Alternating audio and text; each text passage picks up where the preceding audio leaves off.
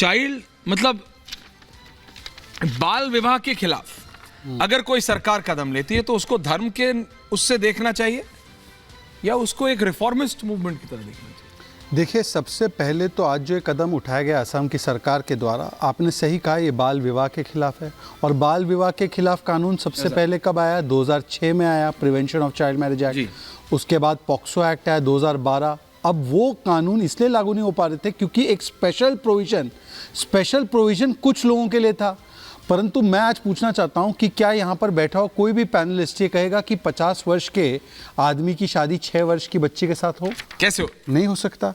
और अगर ये ऐश्वर्या करे तो ऐश्वर्या को सजा है, पर अगर ऐश्वर्या के बदले मान लीजिए कि कोई ऐसा व्यक्ति करे, आलम करे, और आलम को सजा ना हो, क्या हम लोग ऐसे समाज में रह सकते हैं?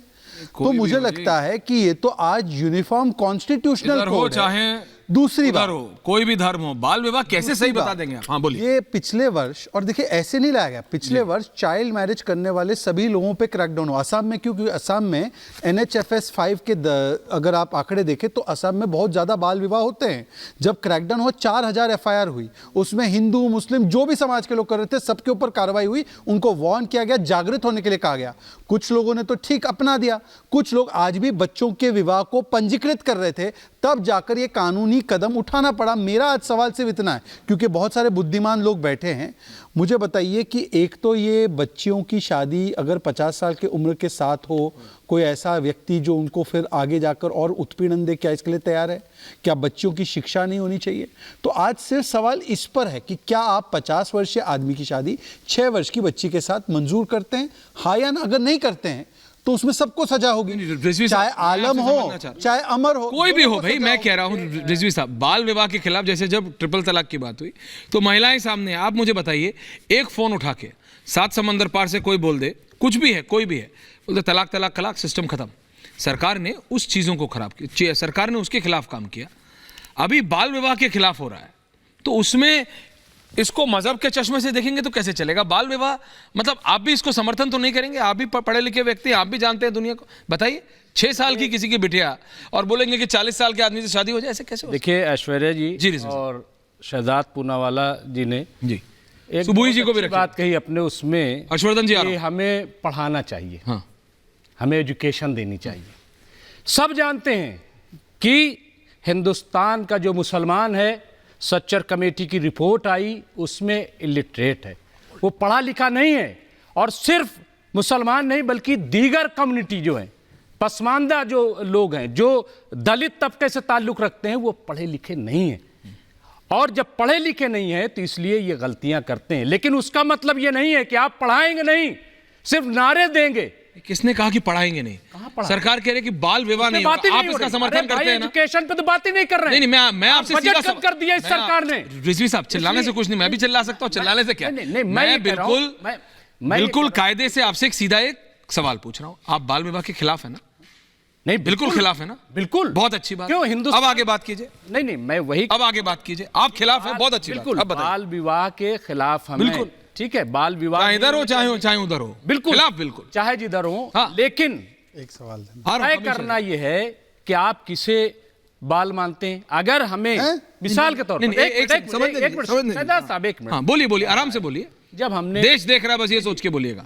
जब मुस्लिम पर्सनल लॉ की बात आती है, ठीक है, और उसमें जब हम ये कहते हैं कि कोई भी बच्ची या बालिग हो जाता है, देखिए शादी कोई बालिग की एज आपके हिसाब से क्या है? एक मिनट, बालिग की 15 साल कम से कम, एक मैच्योर जब लड़की हो जाती है, आप जानते हैं, या लड़का जो है, वो हमारे यहाँ नमाज के लिए भी ये कहा गया है कि अगर 9 साल की बच्ची हो जाए तो उस पर नमाज फर्ज हो जाती है। मैं किसी के धर्म मजहब पे नहीं बोल रहा हूं, मैं कह रहा हूं, आप मुझे बताइए। बोलिए। सुबुई जी आ रहा हूं, कमिंग सुबुई। जब हम मुस्लिम सुबुई जी वर्सेस रिजवी साहब, सुबुई जी जाहिर है कि कमिंग सुबुई। फिर हम जब मुस्लिम पर्सनल लॉ की बात करते हैं तो हम इसलिए उसको जोड़ते हैं। तो इसलिए बालिग, अगर सीने बुलूगत जिसको कहते हैं, वो जो है हमारे यहाँ 15 साल मानते हैं कि वो हो गया। जब हमें, आप सुबुई जी से बात कीजिए, जब हमें हिंदुस्तान का आईन इस बात की इजाजत देता है कि आप अपने मजहब पे अमल करो, तो उसके थ्रू हमारा मुस्लिम पर्सनल लॉ बोर्ड बनाया गया। अच्छा, आपने बोला, मैं जरा सुबुई जी का व्यू, बहुत शांति से आपने अपनी बात बोली। सुबुई खान, सुबुई जी, जी सुबोई जी, हर्षवर्धन जी आ रहा हूं, हर्षवर्धन जी को रखिए मेरी जगह, मेरे को हटाइए। हाँ, देखिए सुबोई जी बोलिए। देखिए, सबसे पहले तो मैं ये कहना चाहती हूं, सबसे बड़ी समस्या यही है कि रिजवी साहब जैसे पढ़े लिखे लोग भी ये कहते हैं कि ठीक है, अगर हमारे देश में 18 साल कम से कम शादी की उम्र है तो होगी, लेकिन हमारे यहाँ तो 15 साल शादी की उम्र मानी जाती है। आपको एक पैरेलल सिस्टम देश के साथ क्यों चाहिए? जो कानून दूसरे लोगों पे अप्लाई हो रहे हैं वो आपको अपने ऊपर एप्लीकेशन क्यों नहीं चाहिए? दूसरी बात, आप मजहब को और कानून को जोड़ क्यों देते हैं? शरिया एप्लीकेशन एक्ट 1937 आने से पहले क्या भारत में शरिया कानून लागू था? उससे पहले भी भारत में मुसलमान रहते थे, लेकिन शरिया कानून अभी भी लागू नहीं है। मानते थे भारत शरिया कानून अभी भी लागू नहीं है। 1937 में शरिया एप्लीकेशन एक्ट आता है। नहीं, बच्चियों, नहीं सुनिए, बच्ची की शादी 9 साल की बच्ची कराने की शादी में आपको आजादी लगता है? बीच में मत काटिए, आप जिन्ना की बीच में मत काटिए, मेरी बात पूरी होने दीजिए। जो पढ़ा, अच्छा सुबोई जी को सुन लीजिए, बहुत अच्छी बात है, सुबोई जी को सुन लीजिए, फिर आता मेरी बात पूरी होने दीजिए। बोलिए बोलिए मैम, बोलिए जी। हर्षवर्धन जी सुन रहे हैं ना? देखिए सबसे बड़ी बात मैं यही बताने की कोशिश कर रही हूँ, ये लोग मुसलमानों को वर्गलाते हैं। ये लोग नहीं चाहते कि मुसलमान ये जान जाए कि शरिया एप्लीकेशन एक्ट कोई इस्लाम नहीं है भाई। शरिया एप्लीकेशन एक्ट कोई, उनको बोलने दीजिए। जब आपने बोला, मैंने किसी को नहीं बोलने दिया, प्लीज। एप्लीकेशन नहीं, आप काउंटर कीजिएगा अपने टाइम पे, आपको ये मौका बौखला गए, ये इनका डर है, ये इनका डर है। हमारा क्या डर है? शरिया एप्लीकेशन एक्ट कोई आसमान से नहीं उतरा था, नाउजुबिल्लाह खुदा ने नहीं दिया था, प्रॉफिट मोहम्मद ने नहीं दिया था।